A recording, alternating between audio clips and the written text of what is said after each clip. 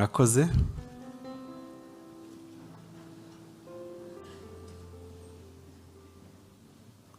Nyakubahwa Perezida wa Repubulika, nitwa Mushimire Olivier, nkaba ndi bufashe kuyobora uyu muhango ugiye kubera hano mu ngoro y'Inteko Ishinga Amategeko.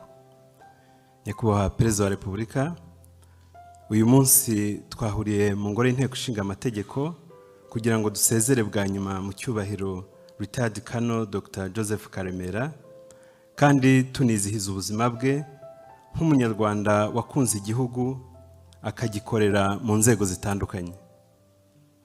Muri uyu mwanya tumusezera bwa nyuma, twihanganishije umuryango we, mukomere tubafashe mu mugongo muri iki gihe kitoroshye cyo kubura umubyeyi n'umuvandimwe.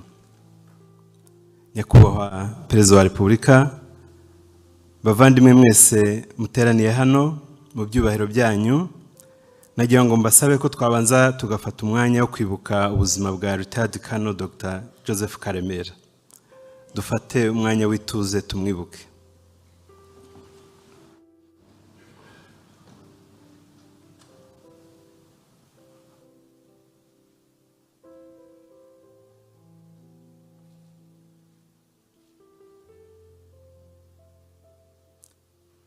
Murakoze.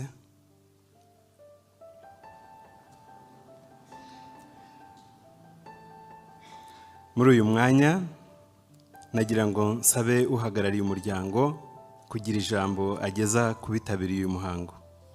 Retired Colonel Camille Karege, umwanya n'uwanyu.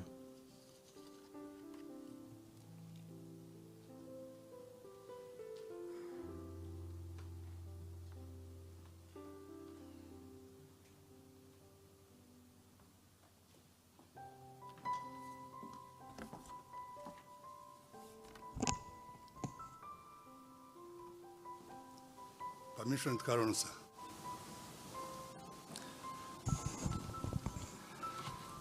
Nyakubahwa Perezida wa Repubulika y'u Rwanda na Madame,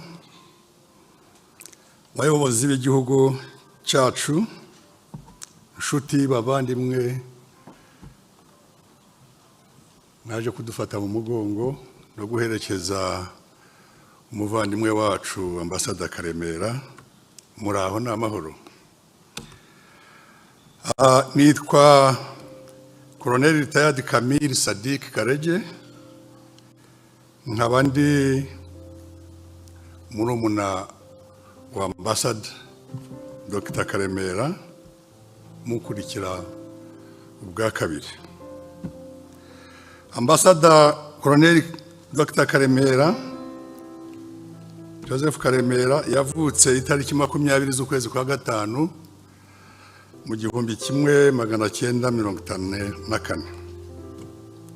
Yavukiye mu Rwanda ahitwa Mukarange mu karere ka Kayonza.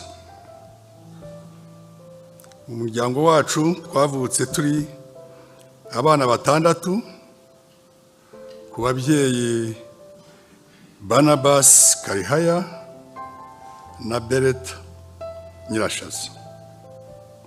Twavutse turi abahungu 4 n'abakobwa 2, ubwo tukaba dusigaye turi abana 2 muri uwo muryango. Mu 1962 twahungiye muri Uganda ahitwa Nyakivara, ari naho Ambassador Karemera yigiye amashuri abanza mu ishuri ryitwa Gashojwa Primary School. Nyuma yaho yagiye mu secondary school ahitwa Kitunga High School, aza kujya mu A level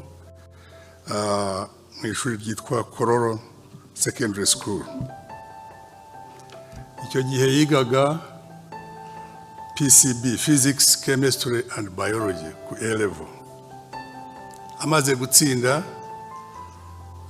yagiye kwiga Makerere University, aho yize Human Medicine.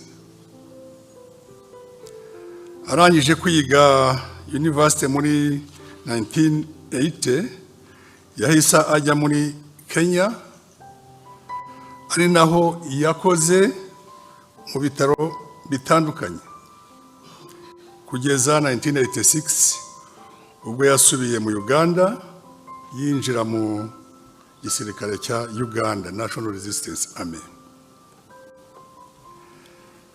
Icyo gihe yari yatangiye gukora master's degree in medicine, ariko kubera gahunda zariho ngira ngo yari na involved zo kubohora igihugu cyacu, ahitamo kuza mu gisirikare. Muri Uganda rero ari umusirikare, yakoze nka division medical officer 5th division na 3rd division, icyo gihe yari mu Eastern Province. Muri 1987 yashakanye na Anne n'umutari, bakaba bafitanye abana 7, abahungu 4 n'abakobwa 3, ubundi se bakaba bafite n'abuzukuru 4.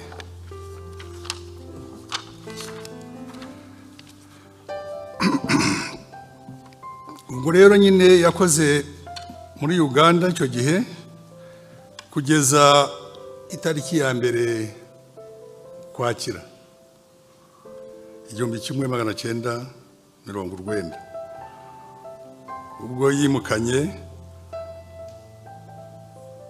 ubwo yamanukaga n'abandi kubohoza igihugu cyacu.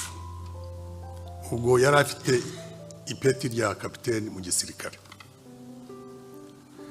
Mu rugamba rwo kubohoza igihugu, Dr. Karemera yabaye head of medical services mu Rwanda Patriotic Army. RPA imaze gufata leta, hamaze guhagarika jenoside yakorewe Abatutsi, Dr. Karemera yakoze imirimo itandukanye. Yabaye Minister of Health, aba Minister of Education, aza no kuba Ambassador w'u Rwanda muri South Africa. Avuyeyo yabaye na Senator. Hanyuma aza no kuba mu National Elders Advisory Forum, ariho yitabye Imana akora. Ibi byose Karemera izi appointments yagiye azibona, aka kazi yagiye akora kubera yuko ubuyobozi bw'igihugu cyacu bamurebagamo ubushobozi.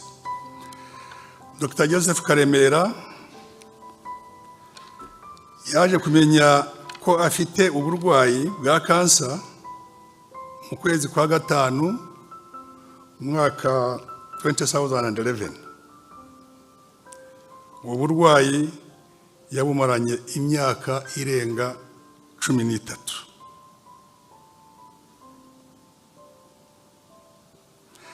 Kuba yaramaze iyi myaka 13, nyakubahwa Perezida wa Repubulika wabigizemo uruhare runini cyane.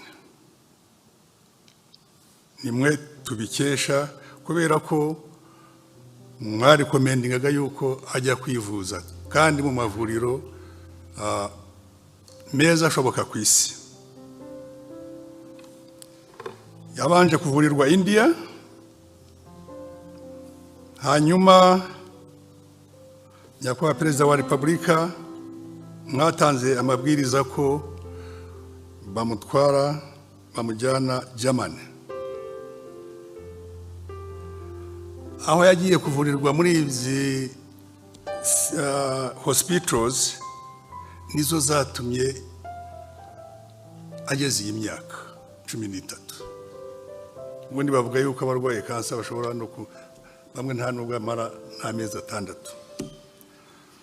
Hanyuma finally rero aza kujya mwamwohereje Take, ari naho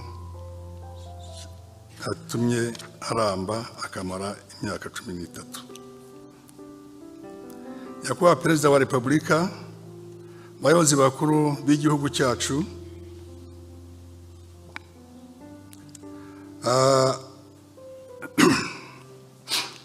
twebwe umuryango wa Karemera turabashimira cyane kuba mwaramufashije akaramba akamaranira kanseri imyaka 13 yose. Turenda kandi kubashimira ko kuva Karemera twamenye ko yitabye Imana, ubuyobozi bw'ingabo bwaradufashije cyane vigile twakoraga kugeza n'uyu munsi. Ambasada Karemera, Imana ikomeze imwakire mu bayo. Nkaba rero nyakubahwa perezida wa repubulika na madamu n'abandi bayobozi bose muri aha b'igihugu mbashimira byimazeyo. Thank you very much.